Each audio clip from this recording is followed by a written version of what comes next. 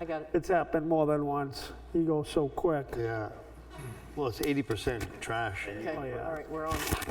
Okay. White, you can put Mr. Gibbons in place of Mr. Moran. Okay, yes. Good evening. I'm going to open up the July 25th meeting of the public meeting of the Newton Planning Board, and we will start with the Pledge of Allegiance, please. I pledge allegiance to the flag of the United States of America and to the republic for which it stands, one nation, under God, indivisible, with liberty and justice for all. I hope there's enough people there. If there's not, other than the minutes and the NPREA Manifest, there was nothing else to vote on, so there weren't any cases. So Yeah. the worst case scenario, some things get a little delayed, but Yeah. I didn't understand that, I did you? didn't understand, I don't think she was talking to us. Oh. Not sure. Okay. I will appoint Mr. Gibbons in place of Mr. Moran tonight as a voting member. And the first item on the agenda is the acceptance of the minutes of June 27th. May I have a motion, please? Motion to accept the minutes of the 6/27/23 meeting as written. Thank you. Do I have a second? Second. Thank you, Mr. Eddy. Okay. Is that Mr. Ryan? Passed. Aye. Second, Oh, Mr. Eddy. Mr. Yeah. No. Okay. Do we need to do all in favor? Okay, that's fine. Okay. Ms. White, Aye. Mr. Eddy, Aye. Mr. Marchand, Aye. Mr. Ryan, Aye. Ms. Burke, Ms. Burke. Okay, she's there. Ms. Burke, can you hear? Okay, she just nodded. you. Ms. Eddy Oh. Yep. and Mr. Gibbons. Where I was not here, should I abstain, or do I vote anyway? You only need to abstain if you believe there's something fundamentally wrong with them. Nope, I did read them, so, yep, no, You're lucky. yay, yeah, yay, Okay. aye. Okay, so that is unanimous. And my apologies for the page in there that doesn't make a lot of sense. Okay. Yep. Thank you. Okay, we have a NPREA Manifest in the amount of $1,141.59. Could I have a So motion? move to approve. Thank you, Bob. Second? Second. Thank you, Mr. Ryan. Mr. Marchand, and then Mr. Ryan. Yep. Ms. White, Aye. Mr. Eddy, Aye. Mr. Marchand, Aye. Mr. Ryan, Aye. Ms. Burke, Aye. thank you, Ms. Eddy, Aye. and Mr. Gibbons. Aye. That's unanimous. Okay. Next item on the agenda is the update on the New Hampshire Invest, and I believe that Ms. Rowden is going to give us an update. Yep, thanks, Barbara. Just a real quick update. We've been working on getting the draft survey that I had mentioned at the last meeting up so that we can have a couple of you meet with me so that we can sort of go through some review of it and strategizing before we bring it to the full board. The other item that was we're still working on the master plan chapter that I gave sort of a preview from back in June. We can't complete it until we've done more of the outreach, but I would really like at the next planning board meeting, so it's August 8th. Yeah, August 8th. To, if it's possible, and Jim, correct me if I'm wrong, there's no applications currently for August 8th. If we can spend sort of a good dedicated work session talking about the chapter and some of the background information, so folks can get a feel for what not only some of the information would be part of the survey, but to start to get a feel of what would be presented in a public information session once we have more public feedback, but some of the data, because that seems from doing this now in a couple of towns, people really have a hard time understanding what the housing data is. I know I gave a presentation to you guys at this point, about 2 months ago. that has been the biggest hurdle, is getting folks not only to come talk about housing, but really start to understand what the statistics, and then how does that hit up against what they are hoping for in their communities, and where is that in between area of what the law and the statistics are versus what, in this case, Newton is wanting to do about housing and its housing future and decision. So I'd like to have a really good discussion at your next meeting if that seems amenable to folks. Sounds good to me. Yeah, it'll work. Sure. Nothing on the agenda so far, right, Jim? I keep it on as a perpetual. Yeah, Is that the workplace housing? Yeah, she's gonna do more in fullness. Yep, with so it. it is related to workforce housing. That's certainly a big part of the discussion, but it is a more general housing discussion as well. Right. On a related note to that, you guys have, because you're having a lull in applications, so I think it's a good time for us to work on some of the housing work. It's a good opportunity to not take up more meetings. It is also very timely for folks to begin thinking about any zoning regulations that they, either small things that maybe have been bothering you or maybe you've seen come to light. I think we might make some tweaks to the home occupancy ordinance a little bit, but other ordinance changes, because for those of you that are new or have been around for a while, this is the time to really be thinking of those zoning changes, because we want to be able to have good solid drafts come early to mid-fall so that we can start to have any potential public hearings in mid to late fall in order to have the actual public hearing in November, December, possibly early January if need be, to get it on a March town meeting ballot. So Well, this is the time to be thinking of them. there was one, Jen, that I was thinking of, and thank you for Okay. talking about that. And I'm not quite sure about everything involved in the legality of it, but it's in reference to the, it's not reclamation, but when people Excavation? do their site and they dig it up, what's happening in a lot of locations, that some of these contractors are taking that good soil after they come to us and they've done a soil sample, right, to make sure that it's of a certain grade and able to, for the buildings and stuff to be there.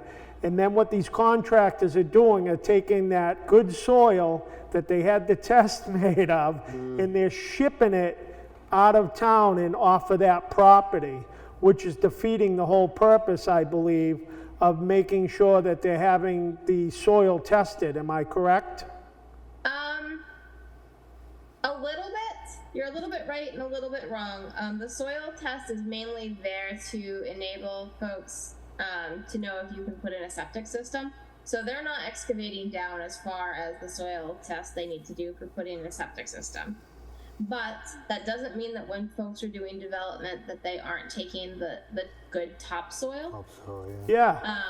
That does fall under excavation regulations, which we can technically work on any time of year. It's not beholden to the town meeting, because it doesn't have to go to a town meeting vote. It just goes to a public hearing vote.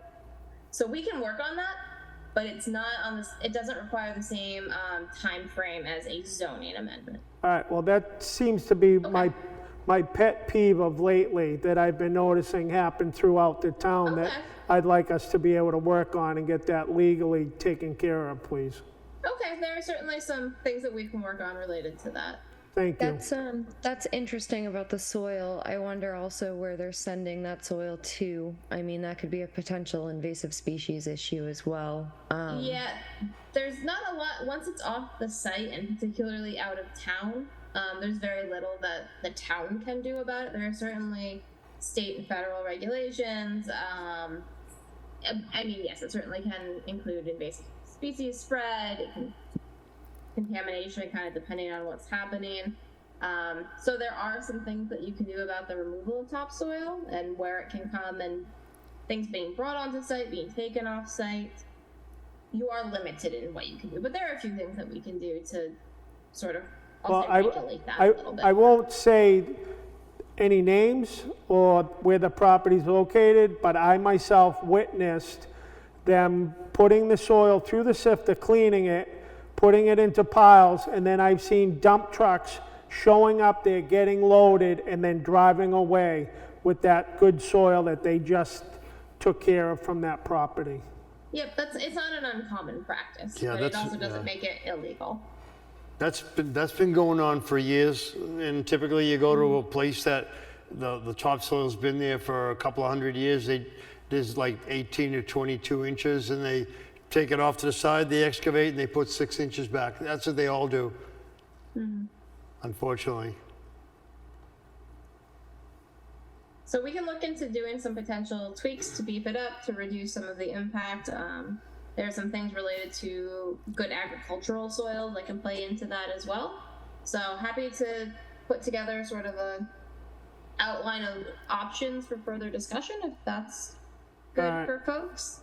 But I will say, just because of the zoning calendar, if there are zoning things that might take more time, we might want to think about the timing of some of those discussions. And if there isn't anything that's real big, or we can certainly start working on an excavation regulation amendment. Okay, thank you. Okay, You're welcome. Jen, I had a question. Yep. I know at one point in time, we talked about maybe changing the accessory dwelling units and thinking about whether we wanted to allow detached. Right now, we only allow attached. I've looked at a couple of ordinances from some of the towns nearby us, and they don't really say very much. A couple of them even say they're allowed to have like separate septic and well, and it just sounds to me like that could be a disaster, because it doesn't necessarily mean that piece of property would be big enough to support all of that. So I'm wondering, maybe if you, with the other towns that you support, maybe you could just get some information together to say who does what, and whether it's, if you know whether it's working or not as far as detached. It's something, because what I looked at was it would be okay to even build a new building. Well, if it's got its own septic and its own well, that's 2 houses on a piece of property, and that's not what I consider the intent of accessory dwelling. Yeah, most communities, when they have discussion about allowing detached accessory dwellings, especially rural communities that don't have sewer or water, such as Newton, they do still have to have shared utilities, so that includes shared well, shared septic, so that sort of curbs that really 2 houses on 1 lot. Some municipalities will still will limit the size of the accessory dwelling, which you're perfectly allowed to do, and you already attached. But you can also limit that accessory dwellings can't be more than a certain size. They have to be within so many feet of the principal dwelling, that they can only exist, and there's controversy about this, that they can only exist in existing structures or structures that were constructed prior to, you could do 2023, you could do 2017, which is when your accessory dwelling ordinance was last really amended. So you can have it be so it's aimed at, I'll say, generally existing structures, and you're not getting that 2 houses on 1 lot.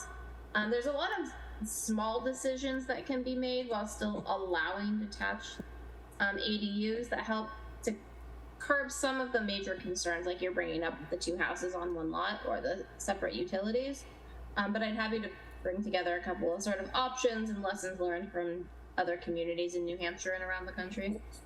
Okay, because I do remember there's at least one person in town who had approached the planning board, I believe it was, quite some time ago when we first put accessory dwelling units on. Says, I've already got an apartment in a building over here on my property. What do I need to do to make that an accessory dwelling unit under the ordinance? So I don't know if there's any way that can be incorporated in there for something that's existing, maybe to bring it up to, I don't know. There are also ways of bringing accessory dwellings or apartments that are, I'll say, currently illegal or weren't permitted, to bring them into the permitted level, and there's a couple ways to do it, but you basically can have it so that anything that already exists, even if it wasn't permitted originally, as long as it can meet septic loading, health, safety, has, you know, the fire department can go in, the building inspector can go in to make sure it's meeting those basic parameters, that there's a method of having it become I'll say a legal apartment. Okay. That can actually also help with some of the affordable housing aspect. It will not solve it, but it can actually add a few housing units as Right. well. It's sounding like it's going to be a little more labor intensive to think about that for worrying about it this year, but maybe we can start gathering some more information to maybe do something about it for next year. Mr. I suspect Doggett? we could talk about detached ADUs this year. Okay, I think it's feasible. okay, thank you. Jim? Since you're talking about potential changes, in the past 3 weeks, I've gotten 2 separate calls from people. One is building a new house in town. The other person has bought a property that is completely uninhabitable. Both of them looking to see whether or not they could put small trailer homes on the property while they were finishing it. They are actually, they would be temporary housing, but because of the prices of rental units and what have you around here, they cannot purchase a house and rent a unit. So it would be a similar situation. We've done this before with this Well, down on the other side of town where we had allowed somebody to live in the existing house while they were building a new house back there, and then when they were getting ready to move into that house, and they had to demolish the first house. Right. Same sort of a thing, okay. it's a similar type. We presently allow somebody that has had a catastrophic situation, house fire, tornado, blows a tree and your house collapses. Right. You're allowed to do that. But these people, I think, will probably both be in front of the ZBA because they've been denied that. One person is purchasing a house that has been condemned. And, he plans on tearing it down, rebuilding a nicer house. The other person is somebody who was before you fairly recently, who is renting and was just informed by his landlord that the house that he was renting has been purchased. Oh, okay. And, he's not in a position of being able to rent. He would really like to be in the school district for the beginning of school, even though he knows that his house won't be done until he very enthusiastically thinks he'll be in by Christmas. All right, well, Yeah, but we could So- do something like that on a case-by-case basis and then put a conditional thing on it, like Right. Barbara was X talking about, amount of, when the house is months. built, right, Jen?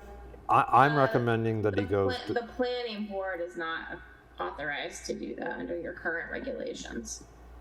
To You do would what? need a variance. The planning board can't do that under its current regulations. The we can't give them a zoning special board exception can. for that?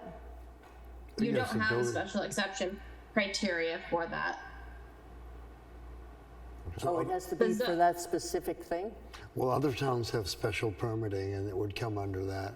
well, that's why Yeah, I'm sending you don't him. have the, We don't have Yeah, that. you have to But go we to the could develop ZBA. something like Right. that. yep, you could develop something like that, yes. That's why I'm sending them to the ZBA. But I didn't know if it's something the planning board wanted to think about. Yeah, okay, all right. Yeah, it makes sense. I mean, I don't see anything wrong with it. I don't think, No. see anything wrong with it either. For that, if there's nothing in the ordinance, is that something that they would need maybe to go to the zoning board for that? I can't quite remember. Currently, yes. I can't we could quite write remember something. how it worked the last time when we allowed somebody to live in the existing house while they were building the other house. I don't remember whether that was from us or the zoning board. That was actually part of their site plan before the planning board. Okay, to the planning board, okay, all right.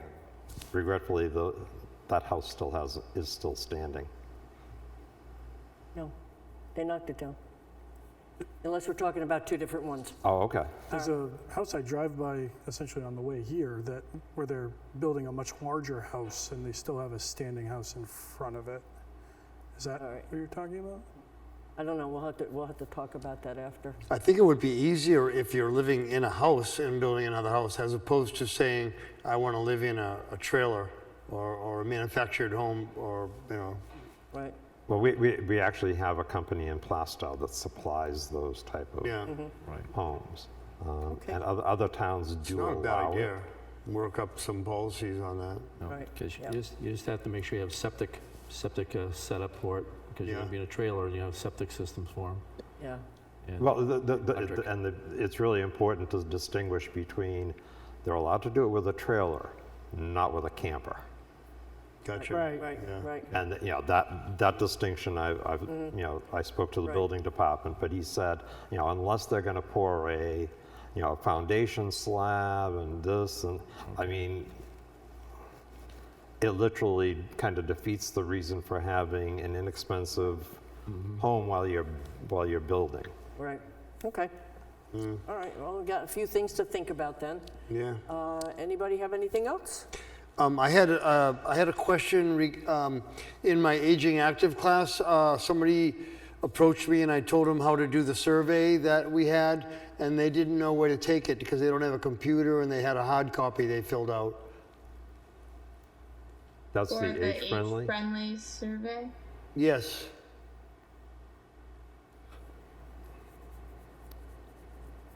So to my knowledge, we are all done with collecting the surveys from the age-friendly Oh, okay. program.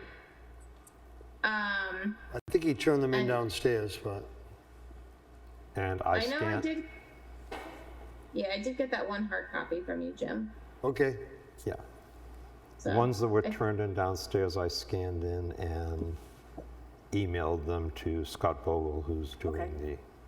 Good enough. Great, that works. Okay, is that it? Okay. Then if there's nothing more, I will adjourn the meeting at 7:26. Thank you. Actually, that's not Good night, everybody. 7:26, it's 7:24. 23. Or- Four. Thank you.